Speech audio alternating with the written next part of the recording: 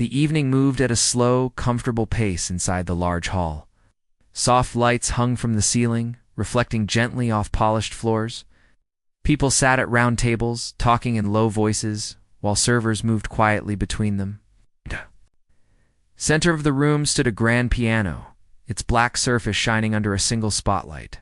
Everyone in the place knew what that piano meant. It was not just furniture, it was the heart of the room. The pianist was already seated, stretching his fingers like someone warming up before a race. He had played here many times before, and people expected something impressive from him. He enjoyed that feeling, liked knowing that eyes would turn toward him as soon as he touched the keys. Music was not just a skill for him, it was also a way to be seen. When he began to play, the sound filled the room quickly. His hands moved fast, jumping across the keys with confidence. The music was loud, bright, and full of energy. Some people nodded along, others pulled out their phones to record short clips. A few clapped between sections, even though the piece was not finished. The pianist smiled slightly. He noticed everything. He played with bold movements, lifting his hands higher than necessary, turning his body toward the audience now and then. It was clear he wanted to be watched. The music itself was clean and sharp, practiced many times. There were no mistakes, but there was also something predictable about it.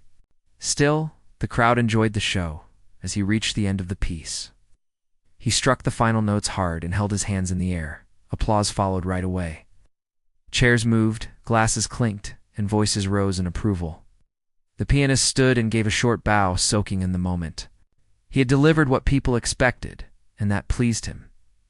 As the noise slowly settled, his eyes moved across the room, scanning faces. He liked to read reactions. Most people looked impressed. Some smiled. Some were still clapping. Then he noticed one person who stood out. Near the back of the hall sat a woman alone at a small table. She was not clapping. Her hands rested calmly in her lap. She was not smiling or frowning. She was simply listening, as if the music was still playing in her head.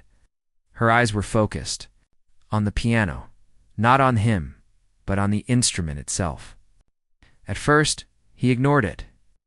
Not everyone showed excitement in the same way, but something about her calm expression bothered him. It felt different from the usual reactions. Most people either showed admiration or tried to look impressed. She did neither. He sat back down on the piano bench and played a short, playful run of notes, just to keep attention on himself. A few people laughed softly. He looked again toward the back. The woman remained still, her expression unchanged. A quiet thought crossed his mind. Maybe she did not understand what she was hearing. Maybe she thought she could do better. The idea irritated him more than he expected. He had worked hard to be where he was. He was used to praise, not silence. He leaned into the microphone placed near the piano. His voice carried icily through the hall. "Music hits everyone differently," he said with a relaxed smile. "Some people feel it right away. Some need a little help understanding it." A few people laughed lightly, unsure of where he was going. He kept his eyes on the woman as he spoke. "Sometimes," he continued, "it helps to hear how something should really be played." The room grew quieter. People began to sense a shift in the mood. Some turned their heads, following his gaze, until they too noticed the woman sitting alone. She became aware of the attention slowly. She looked around, confused at first, then realized many eyes were on her. Her face showed surprise, but not fear. She did not look angry or embarrassed. She simply looked unsure why she had become the focus. The pianist stood up again, this time facing her more directly. "You seem very thoughtful," he said, his tone light but sharp underneath. "Do you play?" The question hung in the air. A few people exchanged glances, others leaned forward in their seats. Moments like this did not happen often here. The woman hesitated. She was not used to speaking in front of crowds. Her voice, when she finally answered, was quiet but steady. "A little," she said. Some people chuckled. The pianist raised his eyebrows as if amused. "A little?" he repeated. "That's interesting." He took a step back toward the piano and gestured to it with one hand. "Would you like to show us?" he asked. A soft wave of reactions moved through the room. Some people smiled, thinking it was a joke. Others felt uncomfortable. A few looked genuinely curious. The servers stopped moving. Even the background noise from the kitchen seemed to fade. The woman looked down at the table in front of her. She had not planned for this. She had only come to enjoy a quiet evening, to listen, to feel something familiar through music. She had no desire to be seen or tested, but the attention did not fade. It pressed gently but firmly, like a hand on her back. She looked up again, meeting the pianist's eyes. There was no anger there, only calm. "I didn't come to perform," she said. Her voice carried more than she expected. The room was so quiet now that even her soft words seemed clear. The pianist smiled again, though it was tighter this time. "Of course," he said. "Just for fun, no pressure. Music is meant to be shared, right?" Some people nodded along. Others shifted in their seats. The situation felt balanced on a thin line between entertainment and discomfort. The woman took a slow breath. She thought of all the times she had chosen silence over explanation. All the times she had stepped back instead of forward. Music had always been her private place, not a stage, but something else stirred inside her. Not pride, not anger, just a quiet sense of fairness. Music to her was not about showing off. It was about honesty. And she felt that honesty was being misunderstood. She stood up. The movement was simple, but it caused a visible reaction. Chairs creaked. Someone near the front whispered, "She's actually going up there." Phones were raised again, this time higher. She walked slowly toward the piano, her steps measured. The pianist moved aside to give her space, still smiling, though his eyes watched her closely now. Up close, she looked ordinary. No dramatic clothes, no signs of a performer, just a calm presence. She stopped beside the bench and looked at the keys. For a brief moment, memories passed through her mind. Old rooms, quiet nights, piano that had once been her only comfort. She turned to the pianist. "May I?" she asked, gesturing lightly toward the bench. He nodded and stepped back. She sat down, adjusted the bench slightly, and placed her hands on her lap. The room held its breath. Even those who expected nothing now felt a strange sense of anticipation. She had not played in front of people like this in a long time. Her fingers felt warm, steady. She closed her eyes for just a second, not to prepare a performance but to listen to herself. Then she placed her hands on the keys. The first note had not yet been played. But something in the room had already changed. Her fingers rested lightly on the keys, not moving yet. The room felt unusually quiet, as if even the air was waiting. A few seconds passed, long enough for some people to feel uncomfortable. The confident mood from earlier was gone. There was only curiosity. She took a slow breath. It was not done for the audience. It was something she had learned long ago. Back when playing the piano was her way of staying calm in a noisy world, she opened her eyes and looked at the keys as if greeting an old friend. When she finally pressed the first key, the sound was soft. It did not demand attention. It invited it. The note floated gently across the room, followed by another, then another. The melody was simple at first, almost fragile. Few people leaned back, unsure what to expect. The pianist who had challenged her stood a few steps away, arms crossed loosely. He watched her hands, expecting hesitation or mistakes. Instead, he saw control.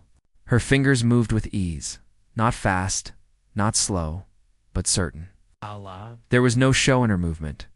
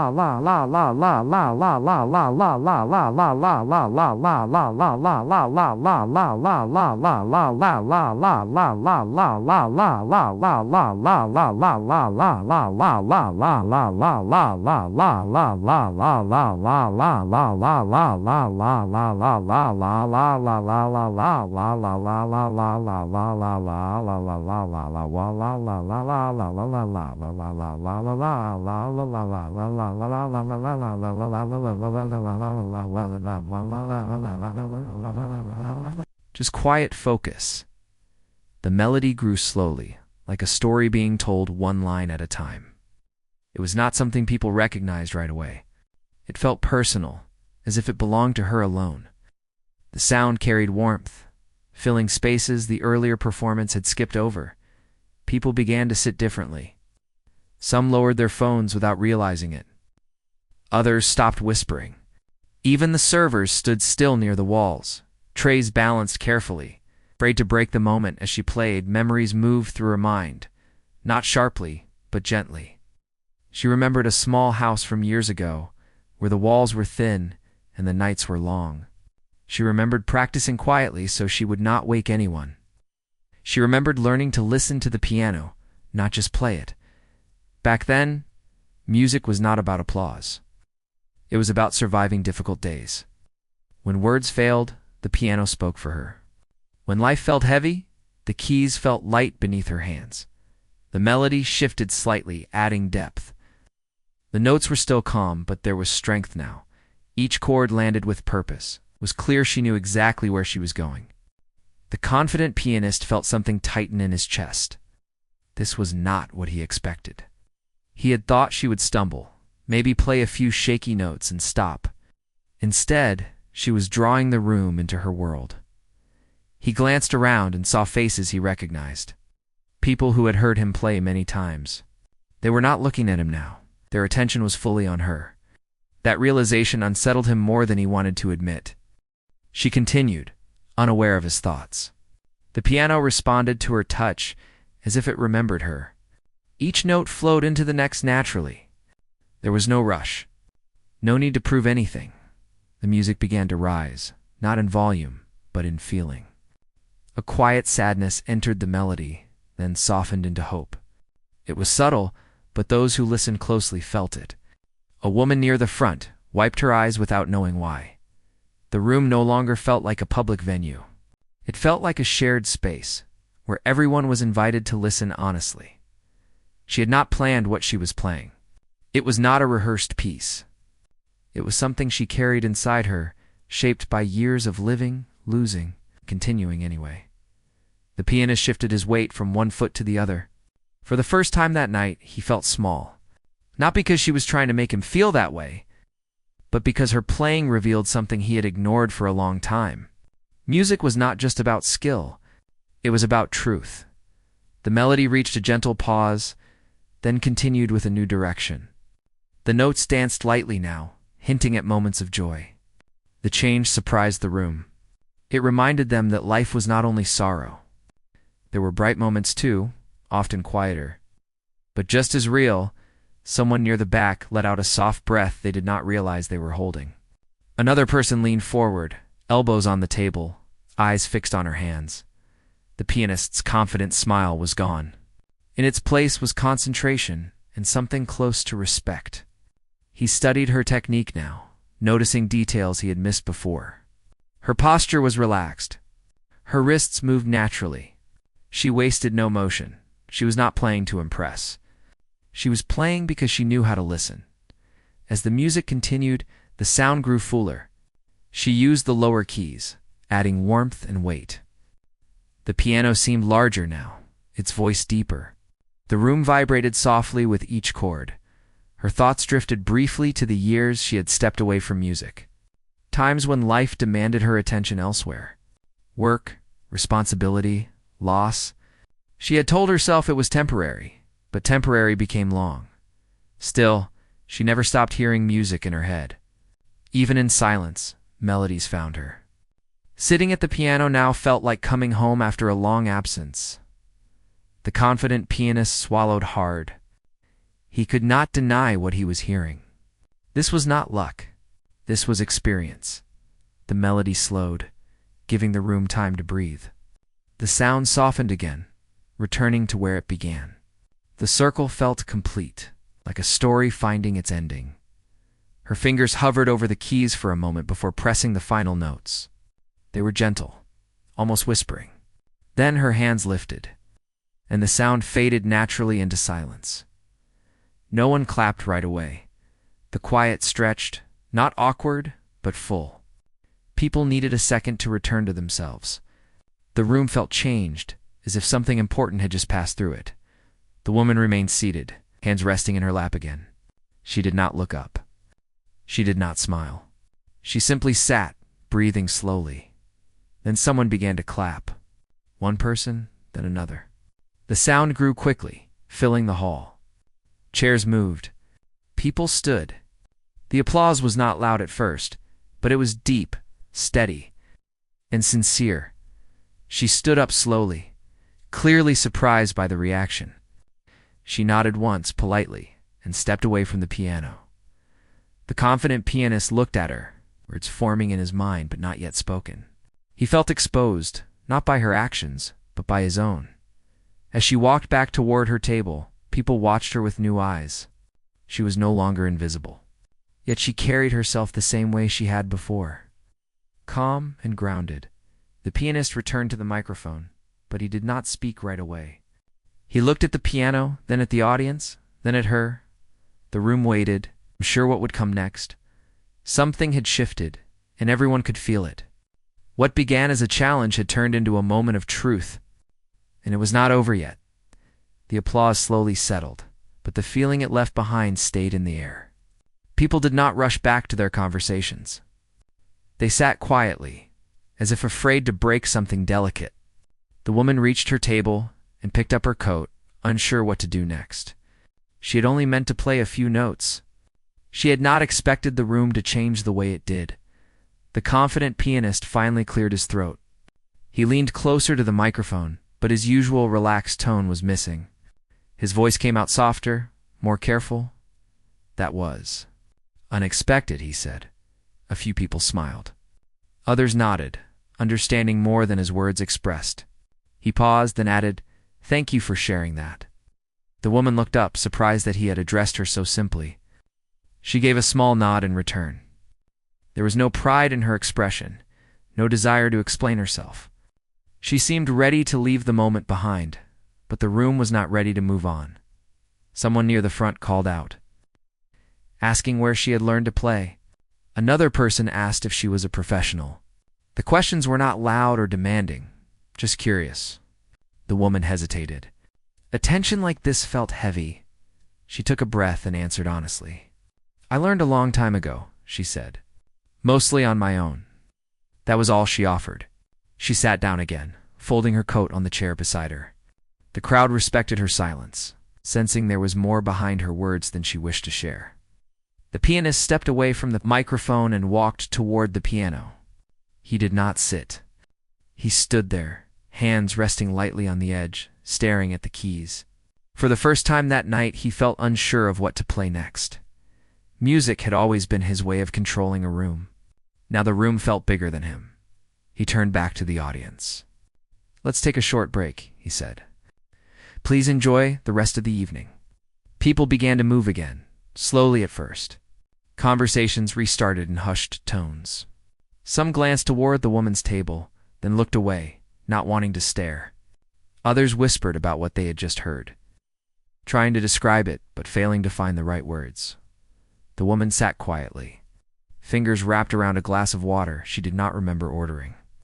Her hands were steady, but her heart was not. Playing had opened something inside her she had kept closed for years. She remembered the day she stopped performing in public. It had not been dramatic. No big failure. Just a moment when life demanded more than music could give. Responsibilities piled up. Time disappeared. The piano became something she visited less and less, until silence felt easier, yet silence never truly stayed. Across the room, the pianist watched her from a distance. He felt drawn to her calm in a way he did not fully understand. His confidence, built carefully over years, had cracked in one evening, but beneath that crack, something honest had begun to grow. He walked over, stopping a respectful distance from her table. "I hope I didn't put you on the spot," he said. She looked up at him. "You did," she replied gently. "But it's all right." He nodded, accepting that. "You played differently," he said. It felt like listening to someone speak, not perform. She considered his words. "That's because I wasn't trying to perform." They shared a quiet moment. No challenge remained between them. Only understanding. He hesitated, then asked, "Would you consider playing again later?" No pressure, just music. She shook her head softly. Tonight was enough. He respected that. "Then thank you," he said again, this time with sincerity. When he returned to the piano, he did not play right away. He sat, hands resting on his knees, listening to the room. The noise had returned, but something had shifted beneath it. Eventually, he began to play again. The piece he chose was simpler than his earlier performance, slower. He let the notes breathe. He thought about what she had shown him, about restraint, about honesty. The music changed because he had. The woman listened for a few minutes, then stood. She slipped on her coat and walked toward the exit. No one stopped her. No one asked for more. The moment had been complete. Outside, the night air felt cool against her face. She paused on the steps, taking a deep breath. Her reflection stared back at her from the glass doors. She looked the same, yet felt lighter. She walked down the street, the sound of the piano fading behind her. Each step carried her further from the spotlight and closer to herself. Inside the hall, people continued their evening, but many would remember this night long after. Not because of who played the fastest or loudest, but because someone reminded them why music mattered in the first place. The pianist finished his set and stood, receiving polite applause. It was quieter than usual, but it felt more real. He bowed and stepped away, already thinking about the changes he needed to make. Later, as the hall emptied, he sat alone at the piano. He played a few notes, then stopped. He smiled to himself, not with pride, but with gratitude. Some lessons came quietly. Some arrived without warning. This one would stay with him forever. The days that followed did not feel dramatic on the surface, yet something deep had shifted for many people who were there that night. Short clips of the performance began to appear online, not because the woman wanted them there, but because someone had recorded without thinking. The sound quality was not perfect, the angle not flattering, but the feeling traveled anyway. People shared the video quietly at first. Then it spread further. Comments appeared from strangers who said the music made them stop scrolling. Some wrote that it reminded them of someone they had lost. Others said it felt honest in a way they could not explain. No one knew much about the woman, and that mystery only made the moment stronger. She did not see any of it. Her life returned to its normal rhythm. Mornings began early. Work filled her hours. Evenings were quiet again. She did not tell anyone what had happened. Not because she was hiding it, but because it felt private. Like something meant to stay inside her. Still, the piano called to her more often now, at home. She lifted the cover from her old keyboard and played late at night. No audience. No pressure. Just her and the sound. The music came more easily than it had in years. It felt like something long asleep had woken up. Across the city, the pianist felt restless. He replayed that night again and again in his mind. He noticed how different his playing felt afterward. He caught himself slowing down, listening more, forcing less. Some nights he stopped mid-piece, dissatisfied with the way he used to play. The attention online made him uneasy. People were talking more about the woman than about him, and surprisingly, he did not resent it. Instead, he felt grateful. She had reminded him why he started playing in the first place. Before applause became important, he wondered if she knew what her music had done. One afternoon, he sat at the piano alone and recorded himself playing a short piece. It was simple, stripped of flash. When he posted it, he wrote only a few words, thanking an unnamed musician for reminding him to listen. People noticed the change. Comments appeared saying his music felt different now, deeper, more honest. Some asked about the woman. He did not answer those questions. It did not feel right. Weeks passed. One evening, as the woman finished work and stepped outside, she noticed someone waiting nearby. It took her a moment to recognize him without the piano between them. He stood awkwardly, hands in his pockets, looking unsure. "I hope this isn't strange," he said. "I didn't know how else to reach you." She hesitated, then nodded. "It's all right." They walked slowly down the street, the noise of traffic filling the spaces between their words. He told her about the videos, about the responses, about how that night had changed him. He spoke honestly without trying to impress. She listened quietly. "I never meant to start anything," she said when he finished. "I know," he replied. That's what made it matter. They stopped near a small park. The city lights softened around them. He asked her if she had ever considered playing again. Not for fame, not for crowds, but for herself. She thought for a long moment. "I don't know where music fits in my life anymore," she said. "But I know it never really left." He smiled. "That's enough." He sat on a bench talking quietly about music, about silence, about how life changes plans without asking. There was no rush to define anything. Before they parted, he said, "If you ever want to play, there's always a piano waiting." She nodded, grateful but uncertain. That night, she dreamed of music. Not performances, not stages, just sound moving freely. The next weekend, she returned to the hall, not announced, not expected. She sat in the back again. The pianist was playing when he noticed her. His hands hesitated for just a second, then continued. After the set, she approached the piano. "I'm not here to surprise anyone," she said. "I just wanted to listen," he smiled. "That's how it always starts." She did not play that night, but she stayed, and that was enough to change everything again. The following weeks passed gently, without any sudden changes. Life continued the way it usually did, with routines, responsibilities, and quiet evenings. Yet, beneath that normal surface, something steady was growing. The woman found herself returning to the piano more often. Not every night, and never with a plan. Sometimes she played only a few notes before closing the cover again. Other times, hours slipped by without her noticing. The music did not feel heavy anymore. It felt honest. She stopped judging herself for the years she had stepped away. Instead, she accepted them as part of the story. Music had waited. It always did. The pianist, on the other hand, made clear changes in his life. He turned down a few flashy offers that no longer felt right. He spent more time practicing alone, focusing on tone rather than speed. People noticed. Some liked the change. Others missed the old style. He learned to accept both reactions. One evening, he invited her to the hall again. Not to perform. Not to be seen. Just to play after closing when the room was empty. She hesitated before agreeing. When she arrived, the lights were dim and the chairs were stacked neatly against the walls. The hall felt larger without people in it.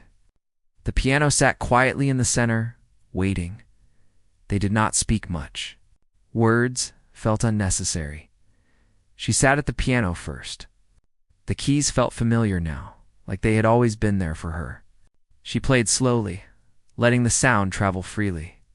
There was no fear, no pressure, just sound and space. He listened from a distance, not as a performer, but as a student. Every note reminded him of that first night, of how wrong he had been and how grateful he now felt for it. When she finished, sat beside her, and played something simple in response. Their music did not compete.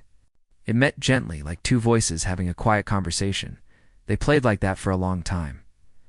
Afterward, they sat in silence, the kind that feels full rather than empty.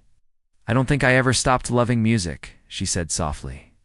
"I just forgot how to listen to myself." He nodded. "I think I forgot how to listen to others." Neither of them laughed. The truth did not need it. Over time, she began to play more openly, but still on her own terms. Sometimes she played for small groups, sometimes just for herself. She never chased attention, and because of that, seemed to find her naturally. The online videos never truly faded, but she did not follow them. She chose presence over popularity. The pianist continued performing, but his music carried something new now. People said it felt warmer, more human. He always knew why. One night, months later, she returned to the hall during a regular performance. The room was full, but the energy was calm. He played, and she listened, smiling quietly. Near the end of the evening, he stood and addressed the audience. "Tonight," he said, "I'd like to share the piano with someone who reminded me what music really is." There was no drama in his voice, just respect. The audience looked around as she stood slowly. Some recognized her. Others simply felt the shift in the room. She walked to the piano. Without hesitation this time, they played together. The music was not perfect. It did not need to be. It was alive. The notes moved between them naturally, shaped by listening rather than control. When the final sound faded, the applause came softly at first, then grew stronger. Not wild, not loud, just full. She stood and bowed slightly, then stepped back. Later that night, as the hall emptied, she felt a quiet peace settle inside her. Not because she had proven anything, but because she had reclaimed something that mattered. She walked out into the night, the city lights glowing gently around her. Music followed her, not as sound, but as feeling. Inside the hall, the pianist closed the piano carefully. He knew some moments change people forever. This one had changed them both, and neither of them needed applause to know it. Life did not turn into something dramatic after that night. There were no sudden headlines, no grand announcements, no moments where everything felt unreal. Instead, things settled into a quiet rhythm that felt right. The woman returned fully to her routines. She woke early, worked long days, and came home tired like before. But there was a difference now. Music was no longer something she hid at the end of the day. It had a place again, even if that place was small and private. Some evenings, she played for only 10 minutes. Other nights, she lost track of time and noticed the clock only when her fingers felt sore. She did not record herself. She did not post anything. The music belonged to her. People who had seen the shared videos continued to talk about her online. Many created their own stories, filling in gaps with guesses. Some praised her. Some argued about technique. None of it reached her. And that was exactly how she wanted it. What did reach her were quiet messages. A former coworker told her the music had encouraged them to return to painting. A stranger wrote that the sound helped them through a long night. These messages were not loud or demanding. They were simply thankful. She read them slowly, one by one, and then put the phone down. Across the city, the pianist found his work changing in unexpected ways. Venues that once wanted fast, impressive performances now asked for something deeper. Some nights he played two smaller crowds, but the listening felt stronger. People stayed quiet longer after the final note. He stopped thinking of music as something to deliver. It became something to share. Every once in a while, the woman joined him on stage. There were no announcements, no introductions. Those who recognized her did so quietly. Those who did not simply felt something shift. When she sat at the piano, they never planned what they played. Sometimes the music flowed easily. Other times it stumbled, paused, found its way again. They let it happen naturally. The audience learned to listen without expectation. One evening, after a small performance, a young student approached them. The student spoke nervously, asking how to become confident enough to play in front of others. The woman thought for a moment. "Confidence isn't something you add," she said. "It's something you stop chasing." The student nodded, not fully understanding yet, but feeling the truth of it. As months passed, the memory of the original challenge softened. It became less about embarrassment and more about growth. The pianist spoke about it openly now, admitting his mistake without shame. "That night," he said once, "taught me that talent without humility is just noise." The woman never corrected him. She did not need credit. One quiet afternoon, she returned to the hall alone. It was empty, the doors open for cleaning. The piano sat uncovered, waiting. She sat down and played. No one listened, and that made it perfect. She played the same melody she had played the first night, but it sounded different now, softer, lighter, like something finally at rest. When she finished, she closed the piano gently and left without looking back. Outside, the city moved as it always did. People hurried past, unaware of the small moments that quietly changed lives. That was how it stayed. No spotlight, No ending speech. Just people carrying forward what they had learned. The woman continued to live simply. The pianist continued to play honestly. And somewhere between sound and silence, music found its way back to where it belonged. Time moved forward in a quiet, steady way. Seasons changed, and with them came small shifts that most people barely noticed. For the woman, these changes felt gentle but meaningful. Music had found a steady place in her life, not as a goal, but as a companion. She began visiting places she had avoided for years. Small community centers, old schools, rooms where pianos sat unused, their keys dusty but waiting. She never advertised herself. She never asked for anything in return. When someone invited her to play, she accepted only if it felt right.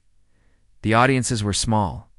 Sometimes only a handful of people sat in folding chairs. Other times, children wandered in and out, listening for a few minutes before running off again. She did not mind. Music did not need full attention to exist. She played simply. Songs without titles. Melodies shaped by the room and the moment. People listened in their own way. Some closed their eyes. Some smiled. Some cried quietly, surprised by feelings they had not expected. After one such evening, an older man approached her. His hands shook slightly as he thanked her. He said the music reminded him of his wife, who used to play at home long ago. He had not heard those sounds since she passed. The woman listened without interrupting.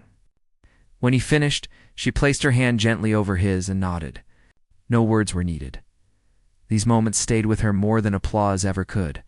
The pianist followed a similar path in his own way. He accepted fewer performances, choosing places where listening mattered more than image. He spent time mentoring younger musicians, encouraging them to slow down, to breathe, to find their own sound. He often spoke about listening as the most important skill a musician could learn. Not just listening to notes, but to people, to silence, to themselves. Sometimes, when schedules aligned, he and the woman played together again. Not as a known pair. Not as a story people recognized. Just two people sharing sound. They never discussed what they were becoming. Labels felt unnecessary. One afternoon, the woman received a letter written by hand. It came from a small town several hours away. A group there had seen a short clip of her playing and wondered if she would visit. They explained that the local hall had been closed for years and was finally reopening. They wanted the first sound in the room to be something honest.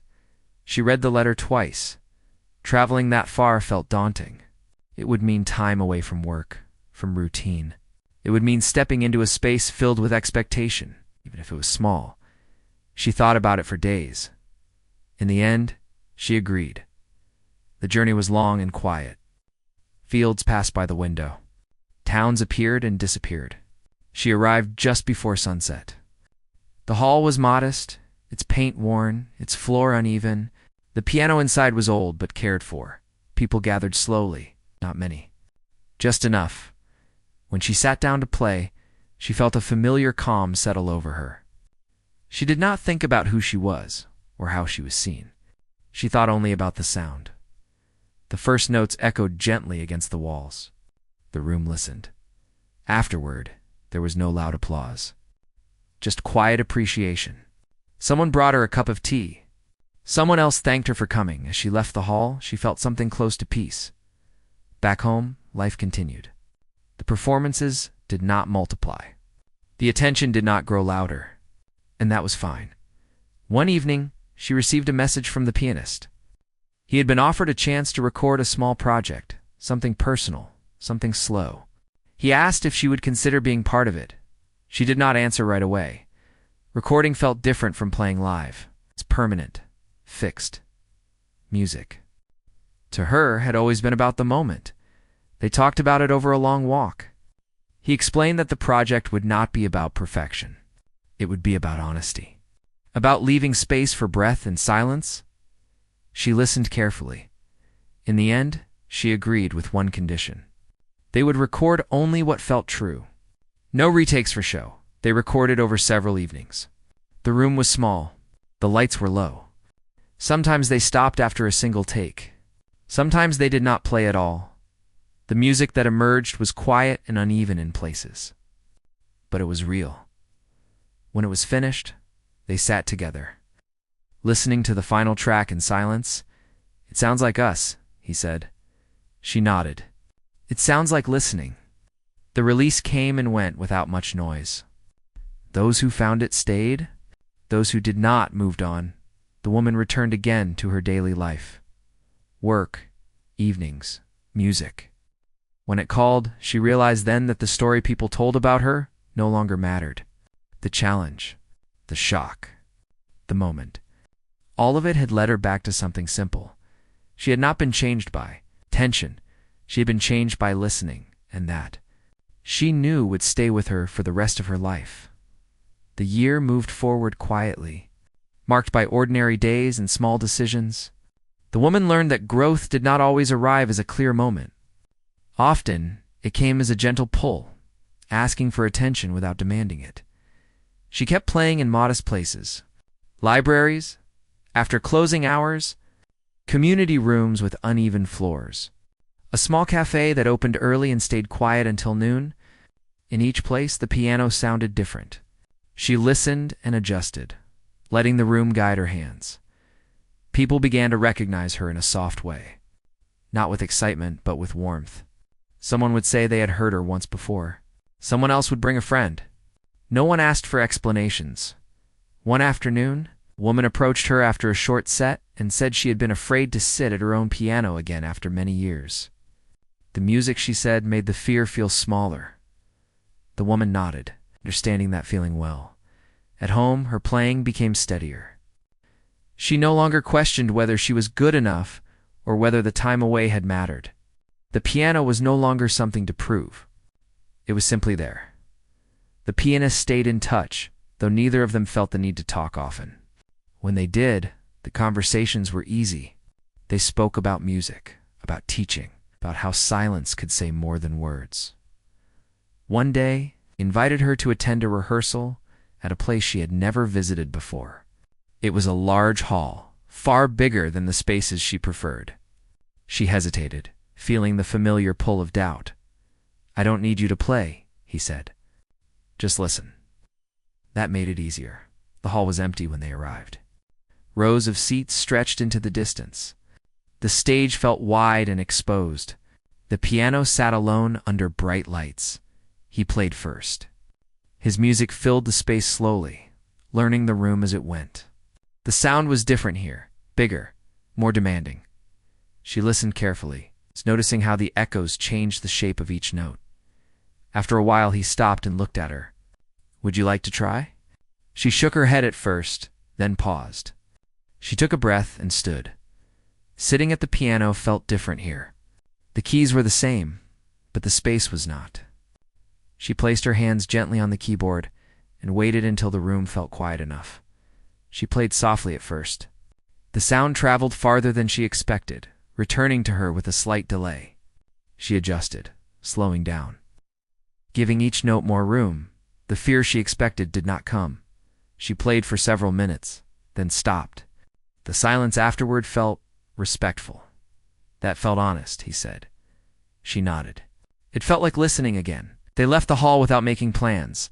A few weeks later, she received an invitation. It was not for a performance, but for a gathering. A small group of musicians and listeners.